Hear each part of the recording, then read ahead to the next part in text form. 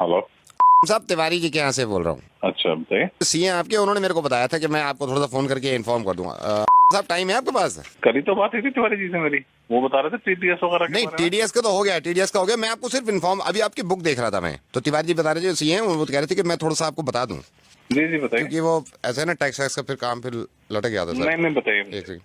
30% tax ये तो पे कर दिया सर हमने आपका, ठीक है सर। अच्छा, जी जी।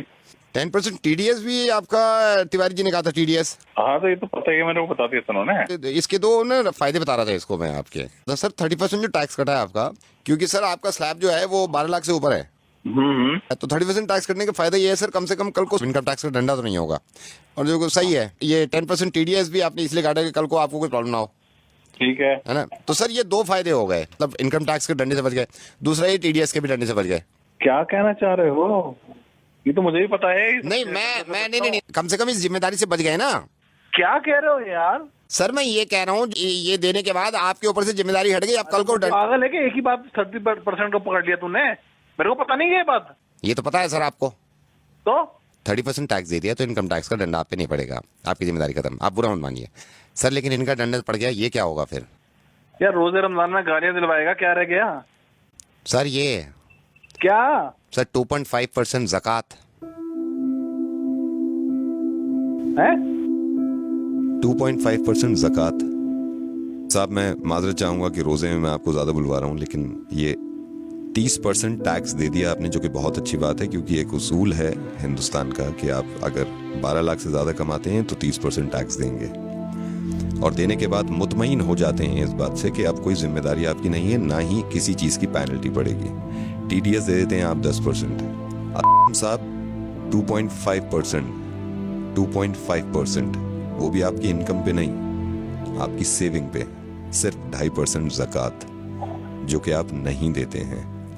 आप बिल्कुल ये मत समझिएगा कि मैं इस चीज़ के लिए शर्मिंदा करना चाह रहा हूँ आपको, मैं नाम तक नहीं बता रहा हूँ भाई। मैं सिर्फ ये कहना चाह रहा हूँ कि अगर आप इनकम टैक्स नहीं देंगे तो उससे ज़ाती तौर पर किसी एक इंसान को परेशानी नहीं होगी, वो हमारी मुल्क की तरक्की के आड़े आता है। लेकिन अगर ज़कात नहीं देंगे, वो भी सिर्फ 2.5%, कोई ना कोई तो अल्लाह ताला ने आप में ये बात देखी होगी, सलाहियत देखी होगी कि ये एक ऐसा बंदा है मेरा जिसको मैं इतना दूं, इतना नवाजूं, और अल्लाह ताला को पूरी उम्मीद होगी देने से पहले कि ये इंशाल्लाह उस पैसे में से ज़कात निकालेगा और उन लोगों की मदद करेगा जो मुस्तहिक हैं, जो परेशान हैं, और ख़ास तौर से इस महीने में, जिस महीने में ज़्यादा से ज़्यादा निकालना चाहिए। मैं माफ़ी चाहूँगा सबसे पहले कि मैं इस तरह आपको फ़ोन कर रहा हूँ।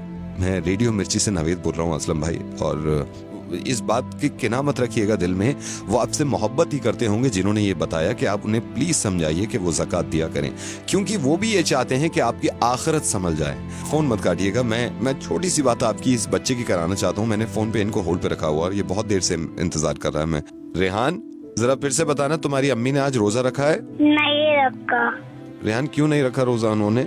क्योंकि मेरी अम्मी बीमार है। तो तुम्हारे अब्बू क्यों नहीं इलाज कराते तुम्हारी अम्मी का, ताकि वो रोजे रख सकें? मेरे अब्बू के पास पैसे नहीं है। ये जो बच्चा है, इनकी वालदा को कैंसर है। इनकी वालदा रोजे यूं नहीं रख सकती क्योंकि ये बीमार हैं। बीमार इसलिए हैं क्योंकि ये इलाज नहीं करा सकती। इलाज ये इसलिए नहीं करा रही क्योंकि इनके पास पैसे नहीं है। पैसे इसलिए नहीं है इनके पास भाई क्योंकि हम ज़कात नहीं देते हैं। बहुत मुमकिन था ये कि हम हॉस्पिटल के बाहर अपनी वालदा के साथ बीमार पड़े होते और हम इंतजार कर रहे होते कि कोई ज़कात दे, और इनके वालिद यहाँ बैठे होते जहाँ पे आप हैं, और ये अगर ज़कात ना देते और हम तक ना पहुँचती तो कैसा लगता? आपके माशाल्लाह 2 मासूम बहुत प्यारे बच्चे हैं, और मैं ये दुआ करूंगा कि इंशाल्लाह बहुत लंबी उम्र हो उनकी और बहुत तरक्की करें वो। टैक्स नहीं देते हम तो कितना घबरा जाते हैं कि नोटिस आ जाएगा इनकम टैक्स की तरफ से। ज़कात नहीं देते हम तो जिसकी माफी नहीं है और उस नोटिस का कोई बदल नहीं होगा। मैं ये नहीं कह रहा हूं कि आप किसको दें, आप जिसको सही समझे, जिसको लगे कि मुस्तहिक है, उसको ज़कात दीजिए। इंशाल्लाह ज़कात जरूर दूंगा, और इस बच्चे को अगर जरूरत हो किसी चीज की तो मुझे जरूर बताइए। इस बच्चे को अब जरूरत नहीं है, इस बच्चे तक पहुंच गया, लेकिन हमारे ही हिंदुस्तान में बहुत सारे बच्चे ऐसे हैं जो इंतजार कर रहे हैं हमारी ज़कात का। अल्लाह ताला अजर दे आपको इस चीज का, आपने अपनी जिम्मेदारी पूरी करी। एक जिम्मेदारी आपकी बन जाती है, ये जो आपने सुना है इस चीज़ को दूसरों तक पहुंचाइएगा और यकीन मानिए इस बात का कि इतने अच्छे कौम में लोग हैं, उनके दिल इतने अच्छे हैं, कहीं ना कहीं वो या तो भूल जाते हैं या थोड़ा सा मिसगाइड हो जाते हैं। इंशाल्लाह ज़रूर लोग एक दूसरे की मदद करेंगे और ज़कात निकालेंगे। मैं इंशाल्लाह फिर आपसे बात करूँगा। अल्लाह हाफिज़। बस